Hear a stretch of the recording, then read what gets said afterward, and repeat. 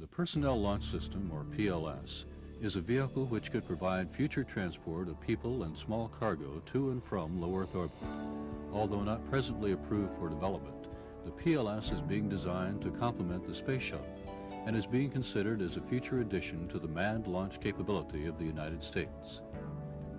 In the era of Space Station Freedom and subsequent missions of the Space Exploration Initiative, it may be important that the United States have an alternate means of getting people and small cargo to low Earth orbit and back. The two designs being considered for PLS differ in their aerodynamic properties and mission capabilities.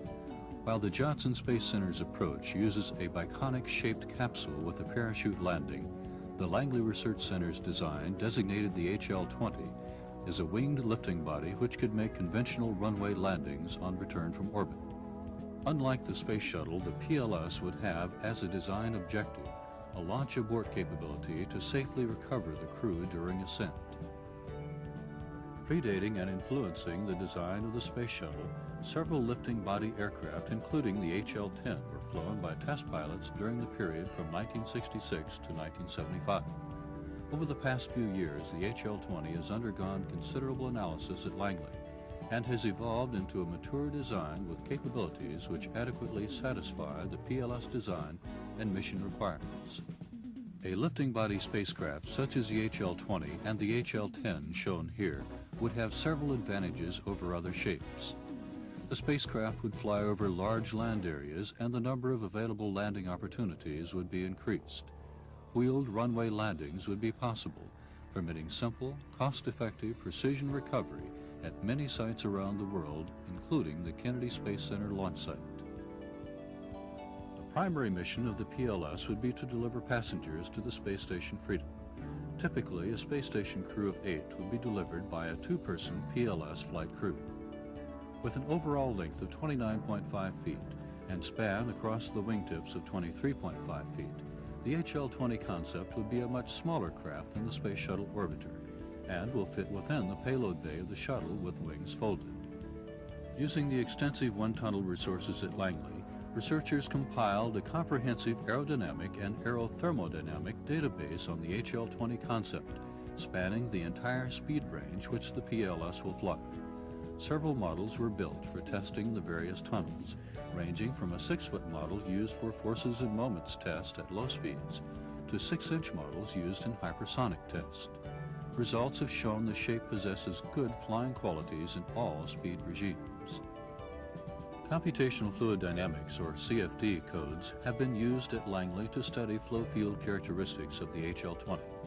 These advanced computational grid techniques were used in conjunction with wind tunnel tests to study patterns of flow field phenomena, shock waves, stability and control, and heating on the windward and leeward surfaces of the vehicle. It was found that heating predicted by this concept will be within the limits of Space Shuttle-based high-temperature reusable surface insulation, except at the nose where shuttle-based carbon-carbon will be required. In addition to computer modeling of vehicle controllability during entry, a flight simulator has been set up at Langley to permit pilots to study the final landing phase of flight. Starting at 15,000 feet, the simulation presents a realistic view of the approach to a runway landing. Using a side-stick controller and a minimum of instrumentation, pilots, including one who flew the X-15 rocket plane and the lifting bodies, have demonstrated this configuration to be controllable and capable of pinpoint landings. A cooperative agreement between NASA and North Carolina State and North Carolina A&T universities led to the construction of a full-scale model of the HL-20 PLS for use in further research of this concept. With requirements furnished by Langley, university instructors and students designed the research model during their 1990 spring semester, with construction following during the summer.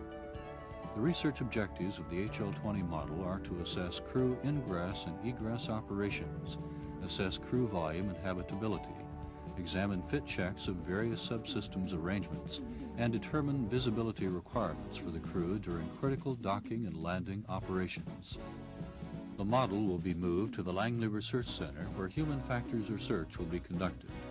Later, the model will be located at the Johnson Space Center, where the research effort will involve members of the astronaut corps who will evaluate the HL-20 for operations efficiency.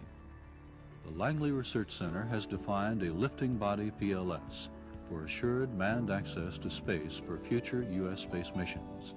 This reusable vehicle, designated the HL-20, has been designed for safe and reliable operations, improved operability, maintainability, and affordability, and has the potential for reducing life cycle cost associated with placing people in orbit.